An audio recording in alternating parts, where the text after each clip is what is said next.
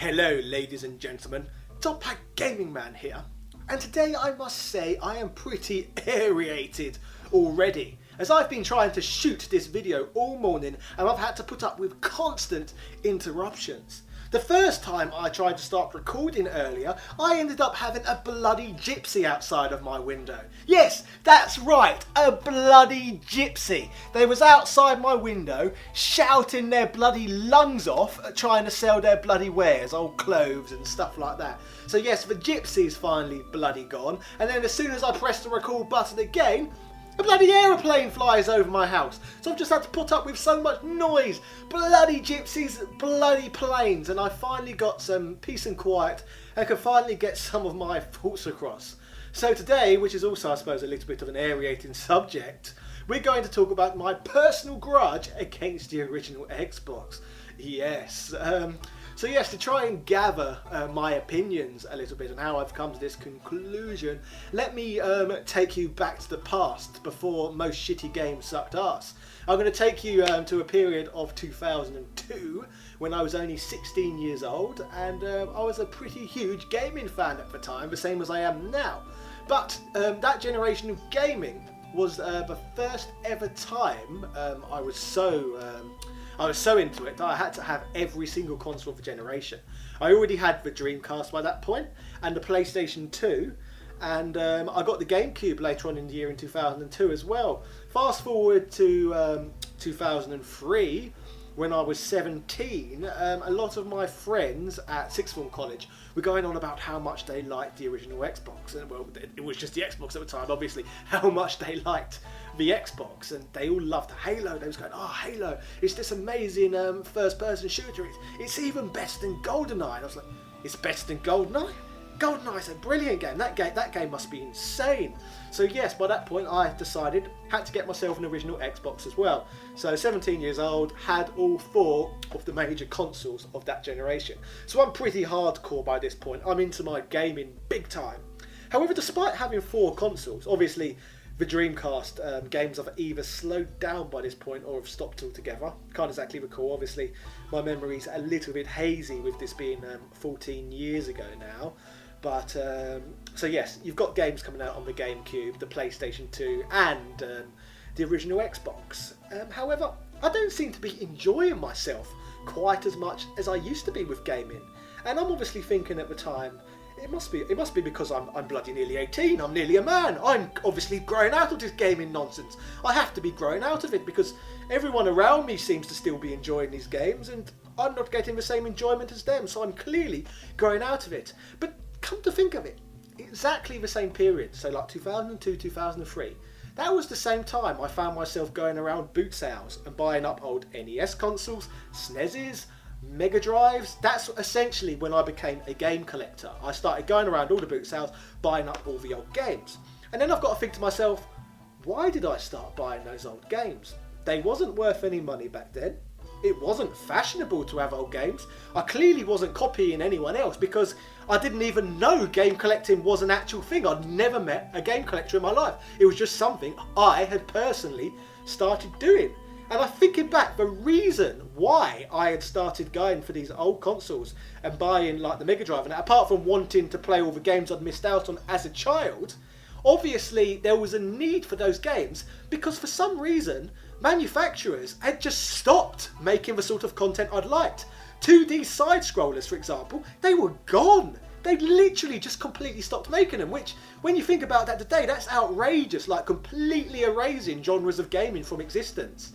Like, no wonder I really wanted to play all the Sonic games on the Mega Drive because nothing was tickling that taste bud anymore. And come to think of it, I think for Xbox I would put in the middle almost of a change in direction for gaming overall. And it was that change in direction that was making me think I had grown out of gaming because of my age, when in fact it was just a direction that was going in a different direction from what I enjoyed, I suppose. Like, I played the original Halo game and I didn't get any enjoyment out of it at all. It just felt, to excuse the pun, it just felt very paint by numbers, the whole thing. There was nothing felt unique about it. Obviously you had all the online functionalities with the original Xbox, but again, that wasn't really something for me. Like, I had no interest on playing against other people online. If I wanted to play a game, I was used to local multiplayer. If I would get with 3 friends in front of a television with the Nintendo 64 or the GameCube or the Dreamcast, for example, that was all good fun. I had no interest to play against people elsewhere. It just wasn't for me. So yes, this shift that had been ongoing for quite some time was moving away from mascots, moving away from all of 2D, moving away from side-scrollers, basically moving away from everything I loved about gaming. All of it was slowly fading away. Like, at least with the Nintendo 64, etc., we did get a lot of collect 'em up. So you kind of had like the follow-up to the side-scrollers, but by the time the PlayStation 2 and original Xbox were around, you didn't even get the collect 'em ups, they were gone as well. On the GameCube, I suppose you had Mario Sunshine, but that was a really lackluster one in comparison to the games of that genre we got the previous generation. So like I said, everything I loved about gaming was fading away. And it was going in this new direction, like, which was very much, I suppose, what's a good way of putting it? It was going in the direction of first-person shooters mainly. Like, everyone just wanted to play first-person shooters and nothing else. And I did enjoy GoldenEye, but that was it. I didn't want every single game after that to be a first-person shooter. And I think Halo was the first game, and then after that, that's all a lot of people started playing. Like all the Call of Duty games and stuff like that. I know many gamers, that is literally all they will play. And personally, I wasn't interested in those style games in the slightest. Like, why do I want to shoot people? That's not a very good form of escapism, is it? Just going around being a mass murderer. No fun, is it? I prefer the cartoony murdering experience, as like Mario, for example. Anyway, I'm going off track a little bit. Let's talk about the Xbox more. So yes, before the Xbox, consoles, essentially, they was constantly striving to catch up with the arcade. It was all about bringing the arcade home to the living room, particularly with that of Sega. By the time we got to the Dreamcast, you could safely say that consoles had pretty much matched arcades. So after that, they needed a new benchmark, I suppose. So what was the new benchmark after consoles stopped trying to emulate arcades? Consoles sadly began to try to emulate PCs after that, which to this day I still can't say I really understand. Like, it made sense to emulate an arcade because you couldn't physically bring an arcade home to your living room, and even if you did, that would have cost you thousands of pounds, and you could have only have had one game on it, so you couldn't physically bring the arcade home to your living room realistically. You could already bring a PC. What is the point of a console trying to be like a PC when you can just buy a PC anyway? See, that logic makes no sense to me, and that is my first gripe with the original Xbox. It is the fact that essentially it was a console aimed to be like a PC, which to me doesn't logically make sense, as we already had PCs in our living room. As you've probably heard as well, the original Xbox, it was completely intended to be just like a PC, because at the time, from what I've heard, the likes of Bill Gates and co at Microsoft, they was extremely threatened by the PlayStation 2. It was obviously the most popular games console of all time, and because of that, they started to become wary and essentially think maybe one day these PlayStation devices, they're going to actually replace PCs. They will be the new living room device, what people use for everything. They thought slowly everything would homogenise, which it still could one day for all we know, homogenise into one device. So they was worried that essentially Sony, they would get the console market and the PC market eventually through one device. And because of that, Microsoft decided to go ahead and launch their own games console to try and thwart some of Sony's momentum they had been gaining. So, with the rise of the original Xbox, if I remember, you had a lot of first-person shooters on the platform, and also, and obviously as you would expect with it being a Microsoft console, you had a lot of ports of PC games, like Morrowind, for example. It was kind of like a console. Even when you look at the bloody device itself, it looked ridiculous. It didn't look like any console I'd seen previously. It was by far, at the time, the ugliest gaming device I had ever seen in my life. Like, it was like a bloody VCR. It was so bloody big, cumbersome and heavy. Like, I didn't even like looking at it on my sideboard. It was essentially a PC tower just turned on its side and almost marketed as a games console. It was bloody hideous, wasn't it? A complete I saw. But aesthetics aside, just nothing really stood out about it to me. The whole thing just felt really, really soulless. And like I said, in retrospective, that was because the direction has changed. I was used to consoles trying to bring the arcades home to consoles trying to be PCs. But obviously, I was yet to realise that at the time, so I just thought I was getting old and growing out of things. Yes, I suppose gaming over that period, and I suppose because the PlayStation 2 sold so many units, there was a bigger market for gaming than ever before. Paired that with Microsoft coming into the market as well. Most games that appeared to come out from then forward, at least for a while, until some of the older genres returned. I think games like side-scrollers, etc. started returning around 2007, 2008. But at least for that period, everything was just dark, gritty, grey. Like it literally felt, most of the time, like quite a depressing experience to game. Like, why would I want to be playing in these dark, gritty, grey, ugly environments? Like, if I'm going to play a game, I want to go to a nice place. I want to go to a happy place. I don't want to be playing in an environment that is uglier than bloody real life. Like, why? It doesn't make any sense. Right, I can obviously ramble all day about some of my distaste for that era of gaming overall, but I definitely feel the original Xbox was at the centre of the entire shift in the direction for gaming. But yes, basically I sent out a tweet a few days ago about my displeasure regarding the original Xbox, and I got quite a few replies. So basically I've picked out some of the best tweets from that, and basically I'm going to talk about their points a little bit. So the first question from Richard Troop, or is that Richard Troupe? I'm not quite sure. He has stated, I agree with you. In fact, I'd argue that I felt that way in that generation generally. Yes, I completely know what you mean. Then, even the PS2 felt soulless. It did a bit. It was just another black box full of grey, gritty games, wasn't it? And then they said only the Dreamcast was great. Well, the Dreamcast was good. There's no question about that. But I wouldn't put it as one of my favourite consoles of all time. I certainly preferred it more than the original Xbox, though. There's no question about that. If we're going to talk about greatness over that generation, there was one system that did really hold my attention. Whilst all the others, like I said, it was pretty lackluster. Even the GameCube. Yep, sure, you had your bright, colourful games, but for Nintendo, it was a bloody poor attempt. Like, come on, Nintendo are normally the innovator of things. Every single console they release, they bring something new to the table. What did the GameCube bloody introduce? Oh yeah, it had a bloody handle. That was basically the height of the GameCube's innovation. It had a handheld, so you could carry a handle, so you could carry it around a house like you was a toddler or something.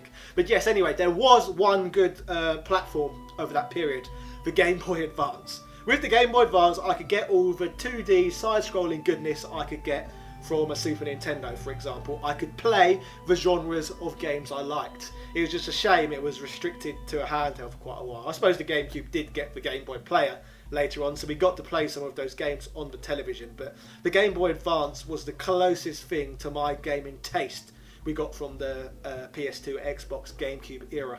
Next tweet from Blue Knight 07 at Blacknit 07. To me, this was when gaming slanted heavily towards first-person shooters and PC ports become common. Beginning of the modern era. I liked the GameCube better. Yes, well, we've made this point already, and I completely agree with you. That was what gaming was becoming about. And to me, that is just so sad, because we already had the PCs. We still do have the PCs. So there's no point in consoles trying to be a PC, because what's the point of having devices that are all exactly the same as each other for gaming? There's no point of the PS4, the Xbox One and the PC all existing simultaneously, is there? It's literally a waste of time. So now you might as well have a Switch and a PC, and if you haven't got much money, you might as well forget about the PS4 or Xbox One, because there's no reason for them to exist anymore. They've become that much like bloody PCs. It's depressing. And you said you liked the GameCube better. I possibly did as well, I will say that, but again, for a Nintendo platform, I felt the GameCube is perhaps more lacking and less original than any other they've even released in history. Tweet from RetroGuy95, it was the start of all consoles feeling the same. If you looked at the previous generation of the PlayStation 1, the Nintendo 64 and the Saturn, each had something special. And you know, Retro Guy 95, I can't agree with you more. That was so true. Like I said, if you pick up those three systems, they all look and feel so completely different from each other, and they all have such unique and special libraries. That will never be able to be said, for example, for the PlayStation 4 and Xbox One, because they're pretty much the same system. Like I said, they're just PCs marketed as games consoles, except they're underpowered as well, which is a bit depressing. But yes, the Xbox original was the first of that kind, I suppose, because it was the original Xbox, as I said, it was basically a console full of PC ports, but at the same time it was trying to copy the PlayStation 2 as well. So it's kind of like the middle ground between the PC and the PlayStation 2, I suppose. It was trying to be the best of both, but at the end of the day it was the master of nothing. Next tweet from Jonathan Chapman at UzAsRage. It's because some inherent bias against the manufacturer. Seriously, did you not play all of the amazing Sega titles? Jonathan Chapman, why on earth, at that period in time anyway, would I have any problem with Microsoft? Like, what could Microsoft have done to a bloody 17-year-old that would have annoyed them so much?